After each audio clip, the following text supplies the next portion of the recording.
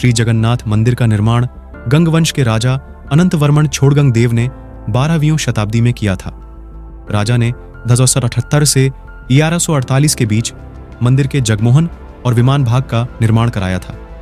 उसके बाद 1197 में ओडिशा के राजा भीमदेव ने वर्तमान मंदिर का निर्माण कराया था। मंदिर को प्राचीन समय से ही स्वर्ग माना जाता है। कहा जाता है कि यहाँ भगवान विष्णु ने पुरुषोत्तम नीलमाधव के रूप में अवतार लिया था। यही वजह है कि इस मंदिर को 4 धाम तीर्थ स्थलों में शामिल किया गया है। मंदिर के शिखर पर स्थित चक्र और ध्वज का प्रतीक है। चक्र सुदर्शन चक्र का प्रतीक है और लाल ध्वज भगवान जगन्नाथ के प्रतीक हैं। श्री जगन्नाथ मंदिर एक हिंदू मंदिर है जो भगवान जगन्नाथ श्री कृष्ण को समर्पित है। यह भारत के ओडिशा राज्य के तटवर्ती शहर पुरी में स्थित है। जगन्नाथ शब्द का अर्थ जगत के स्वामी होता है। इनकी नगरी ही जगन्नाथपुरी या पुरी कहलाती है। इस मंदिर को हिंदुओं के 4 धाम में से एक गिना जाता है। यह वैष्णव संप्रदाय का मंदिर है जो भगवान विष्णु के अवतार श्री कृष्ण को समर्पित है। इस मंदिर का वार्षिक रथ यात्रा उत्सव प्रसिद्ध है। इसमें मंदिर के तीनों मुख्य देवता भगवान जगन्नाथ, उनके बड़े भ्राता बलभद्र और भगिनी सुभद्रा तीनों 3 अलग अलग भव्य और सुसज्जित रथों में विराजमान होकर नगर की यात्रा को निकलते हैं। श्री जगन्नाथपुरी पहले नीलमाधव के नाम से पूजे जाते थे, जो भील सरदार विश्वासु के आराध्य देव थे। अब से लगभग हजारों वर्ष पूर्व भील सरदार विश्वासु नील पर्वत की गुफा के अंदर नीलमाधव जी की पूजा किया करते थे। मध्यकाल से ही यह उत्सव अतीव हर्षोल्लास के साथ मनाया जाता है। यह गौड़ीय वैष्णव संप्रदाय के लिए खास महत्व रखता है। भगवान जगन्नाथ की इंद्रनील या नीलमणि से निर्मित मूल मूर्ति एक अगरू वृक्ष के नीचे मिली थी। यह इतनी चकचौंध करने वाली थी कि धर्म ने इसे पृथ्वी के नीचे छुपाना चाहा। मालवा नरेश इंद्रद्युम्न को स्वप्न में यही मूर्ति दिखाई दी थी। तब उसने कड़ी तपस्या की और तब भगवान विष्णु ने उसे बताया कि वह पुरी के समुद्र तट पर जाए। तब राजा को समझ आ गया कि नीलमाधव के अनन्य भक्त सब्र कबीले के मुखिया विश्ववसु की ही सहायता लेना पड़ेगी। सब उस वक्त हैरान रह गए जब विश्ववसु भारी भरकम लकड़ी को उठाकर मंदिर तक ले आए। अब बारी थी लकड़ी से भगवान की मूर्ति गढ़ने की। राजा के कारीगरों ने लाख कोशिश कर ली, लेकिन कोई भी लकड़ी में एक छेनी तक भी नहीं लगा सका। और उसे एक दारू लकड़ी का लट्ठा मिलेगा, उसी लकड़ी से वह मूर्ति का निर्माण कराए। राजा ने ऐसा ही किया और उसे लकड़ी का लट्ठा मिल भी गया। उसके बाद राजा को विष्णु और विश्वकर्मा बढ़ई कारीगर और मूर्तिकार के रूप में उसके सामने उपस्थित हुए, किंतु उन्होंने यह शर्त रखी कि वे 1 माह में मूर्ति तैयार कर देंगे, परंतु तब तक वह एक कमरे में बंद रहेंगे और राजा या कोई भी उस कमरे के अंदर नहीं आए। माह के अंतिम दिन जब कई दिनों तक कोई भी आवाज नहीं आई तो उत्सुकतावश राजा ने कमरे में झांका और वह वृद्ध कारीगर द्वार खोलकर बाहर आ गया और राजा से कहा कि मूर्तियां अभी अपूर्ण हैं, उनके हाथ अभी नहीं बने थे।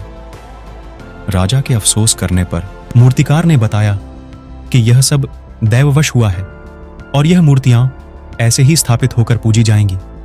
तब वही तीनों जगन्नाथ, बलभद्र और सुभद्रा की मूर्तियां मंदिर में स्थापित की गईं। भगवान जगन्नाथ, बलभद्र और सुभद्रा इस मंदिर के मुख्य देव हैं। इनकी मूर्तियां एक रत्न मंडित पाषाण चबूतरे पर गर्भगृह में स्थापित हैं। यहाँ विस्तृत दैनिक पूजा अर्चनाएं होती हैं। यहाँ कई वार्षिक त्योहार भी आयोजित होते हैं जिनमें सहस्रों लोग भाग लेते हैं। इनमें सर्वाधिक महत्व का त्योहार है रथ यात्रा, जो आषाढ़ शुक्ल पक्ष की द्वितीया को तदनुसार लगभग जून या जुलाई माह में आयोजित होता है। इस उत्सव में तीनों मूर्तियों को अति भव्य और विशाल रथों में सुसज्जित होकर यात्रा पर निकालते हैं। यह यात्रा 5 किलोमीटर लंबी होती है। इसको लाखों लोग शरीक होते हैं।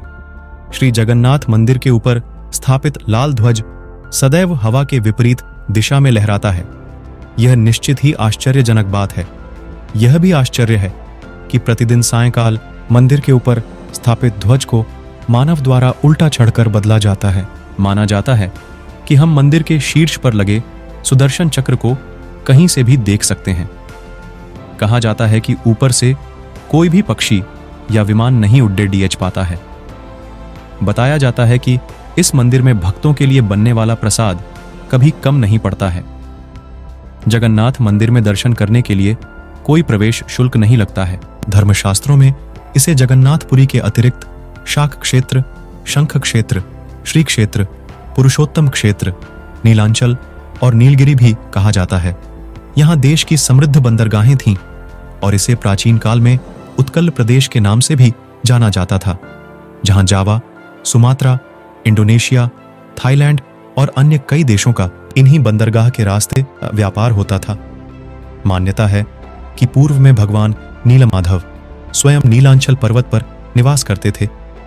इंद्रदयुम्न मालवा का राजा था, जिनके पिता का नाम भारत और माता सुमति थी। या नामा एक बार राजा इंद्रद्युम्न जब यहां पर भगवान के दर्शन हेतु आए, तब भगवान नीलमाधव अचानक अदृश्य हो गए। राजा के विशेष प्रार्थना करने पर एक रात भगवान विष्णु ने उनको सपने में दर्शन दिए और कहा, नीलांचल पर्वत की एक गुफा में मेरी एक मूर्ति है, उसे नीलमाधव कहते हैं।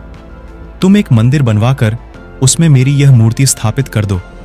राजा ने अपने सेवकों को नीलांचल पर्वत की खोज में भेजा। विद्यापति ने सुन रखा था कि सब्र कबीले के लोग नीलमाधव की पूजा करते हैं। तब तीनों लोक के कुशल कारीगर भगवान विश्वकर्मा एक बूढ़े व्यक्ति का रूप धरकर आए। उन्होंने राजा को कहा कि वे नीलमाधव की मूर्ति बना सकते हैं, लेकिन साथ ही उन्होंने अपनी शर्त भी रखी कि वे 21 दिन में मूर्ति बनाएंगे और अकेले में बनाएंगे। कोई उनको बनाते हुए नहीं देख सकता। उनकी शर्त मान ली गई। लोगों को आरी, छैनी, हथौड़ी की आवाज। राजा इंद्रदयुम्न की रानी गुंडिचा अपने को रोक नहीं पाई। वह दरवाजे के पास गई तो उसे कोई आवाज सुनाई नहीं दी। वह घबरा गई। उसे लगा बूढ़ा कारीगर मर गया है। उसने राजा को इसकी सूचना दी। अंदर से कोई आवाज सुनाई नहीं दे रही थी, तो राजा को भी ऐसा ही लगा। सभी शर्तों और चेतावनियों को दरकिनार करते हुए राजा ने कमरे का दरवाजा खोलने का आदेश दिया। जैसे ही कमरा खोला गया तो बूढ़ा व्यक्ति गायब था और उसमें 3 अधूरी मूर्तियां मिली पड़ी मिलीं। भगवान नीलमाधव और उनके भाई के छोटे छोटे हाथ बने थे, लेकिन उनकी टांगें नहीं, जबकि सुभद्रा के हाथ पांव बनाए ही नहीं गए थे। भगवान ने उन्हें स्वप्न में दर्शन देते हुए बताया कि अब वे आज से काष्ठ की मूर्ति में ही प्रकट होकर दर्शन दिया करेंगे। राजा ने इसे भगवान की इच्छा मानकर इन्हीं अधूरी मूर्तियों को स्थापित कर दिया। तब से लेकर आज तक तीनों भाई बहन इसी रूप में विद्यमान हैं और उसमें मूर्तियों की पुनर्स्थापना की गई। वैष्णव पंथ के संस्थापक श्री चैतन्य महाप्रभु ने जगन्नाथपुरी में काफी दिनों तक प्रवास किया था। गंगवंश के प्राप्त ताम्रपत्रों से झात होता है कि वर्तमान मंदिर का निर्माण कार्य कलिंग के राजा अनंत वर्मन छोड़गंग देव ने प्रारंभ किया था तथा मंदिर के जगमोहन और विमान भाग का निर्माण उनके शासनकाल सन 1148 में पूर्ण हो गया था। पुनः सन 1173 E0 में ओडिशा के शासक अनंग भीमदेव ने इसे वर्तमान रूप प्रदान किया। विश्ववसु अपने आराध्य देव की मूर्ति चोरी होने से बहुत दुखी हुआ। अपने भक्त के दुख से भगवान भी दुखी हो गए। भगवान गुफा में लौट गए, लेकिन साथ ही राज इंद्रदयुम्न से वादा किया कि वो एक दिन उनके पास जरूर लौटेंगे, बशर्ते कि वो एक दिन उनके लिए विशाल मंदिर बनवा